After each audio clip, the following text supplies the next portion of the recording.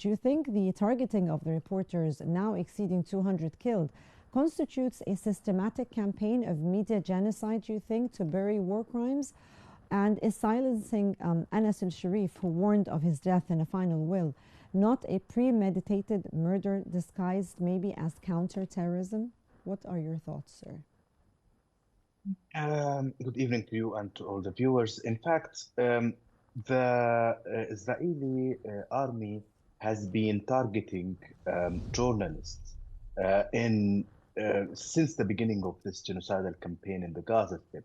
Of course, not only journalists, but also medical personnel and many other professions as part of the genocidal campaign in the Gaza Strip. Of course, journalists have a holy mission in a situation of genocide. They actually are the way and the media that will transform the truth to the rest of the world. So when the Israeli occupation targets these journalists, what they are trying to do is to silence Gaza. Obviously, the Israeli Prime Minister Netanyahu and his government have already announced that they are planning to continue the war in Gaza, that they plan to continue their control over the Gaza Strip. They have, over the past months, also expressed their will to displace the population from Gaza Strip to somewhere else in the world. They have destroyed all of the Gaza Strip, and all of this is happening at a time when Israel would like to silence the journalists and the witnesses who are able to document and tell the world about the genocidal acts that are taking place in the Gaza Strip. So yes, as you mentioned in your introduction, indeed, this is the situation where the largest number of journalists have been targeted and murdered in any military confrontation in the world and in the history. Dr. Nusayba, why do you think, in your opinion, is the U.S. remaining silent while Israel eliminates the truth tellers, and yet at the same time it condemns other nations for press suppression? Why is there this contradiction? The U.S. is not even silent. I wish it was silent. The U.S. is the Israeli genocide.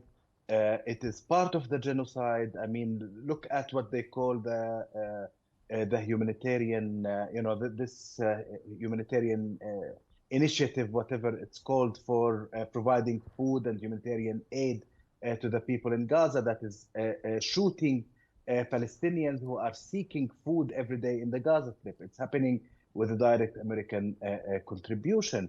The United States is providing Israel with weapons that are allowing Israel to continue the genocidal campaign in Gaza, and the United States is using its veto power and its diplomatic leverage in the world in order to shield Israel from any accountability on the international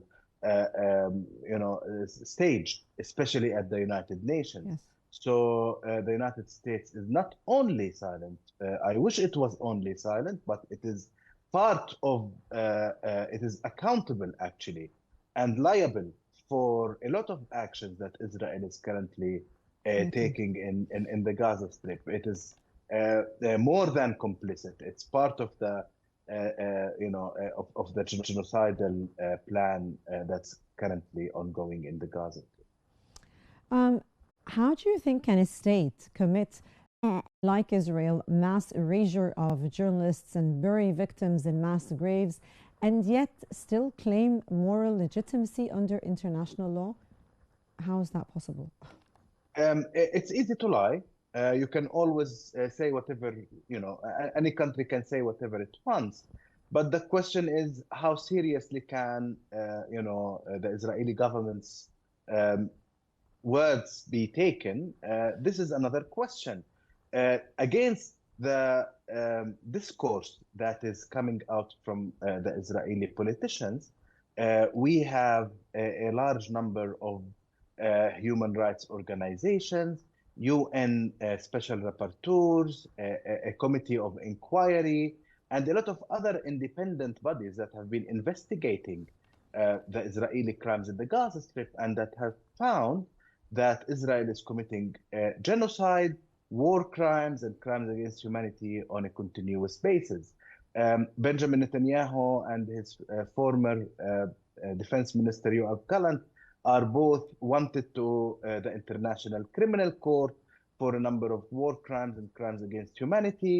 The International Court of Justice has found that it is plausible that Israel is committing genocide.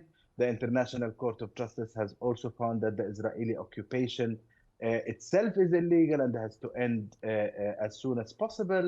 So it's the perpetrators' words against or versus the rest of the world and any independent bodies' findings. Yep. So how can we take that seriously? It certainly cannot. And do you think are the UN condemnations meaningless when 3/4 of its members support Palestine, but yet also, again, once more, they do not take any binding action? Here, the problem is not with the UN, it's with the three quarters that you have mentioned. So a country that supports Palestine, if it believes that the only way it can support Palestine is by condemnation, then it is not actually supporting Palestine, and it is only giving lip service to Palestine. Even the recognition of the state of Palestine by itself is not sufficient. The problem in Palestine is Israel. Israel is basically committing a number of war crimes, crimes against humanity, genocide. It is depriving the Palestinian people from exercising its right to self-determination, depriving the Palestinian people from any of its basic rights and freedoms that are enjoyed by most other nations around the world. Therefore, Israel is the problem. So the question is, what are these countries doing in order to make sure that they do their part in getting Israel to end its genocide, war crimes, and crimes against humanity? And I'm not saying that every country around the world is doing nothing. There are countries that are taking initiatives around the world, but what is important is that these initiatives should become more common, that more countries must take these initiatives in order to change the reality. Dr. Nusayba, do you think Israel legally just labeling a journalist, any journalist, as being a Hamas militant without evidence while bombing press tents at Al Shifa hospital, has the assassination of journalists in strikes become Israel's strategy maybe to erase Gaza's memory? I mean, again, if you look at more than 200 journalists who have been murdered in the Gaza Strip, are they all militants? Has Mr. Al-Sharif been carrying arms against Israel? Has he been acting? Basically, Israel has provided no evidence about this. It believes that only by making a statement, it can create a discourse in the international media, where its supporters can parrot what it has said. But it doesn't feel that it has to provide any evidence in order to demonstrate its claims to anybody. So what it's actually doing is that it is pumping some lies to the international media in order for these statements to be consumed in the days that follow its assassination to this journalist, trying to market to the world that it is only targeting militants.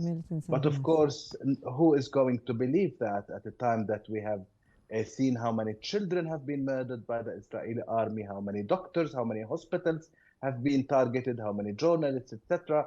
When you look at all of these facts, you realize that the Israeli war in Gaza is against the civilians and against life in any form in the Gaza Strip.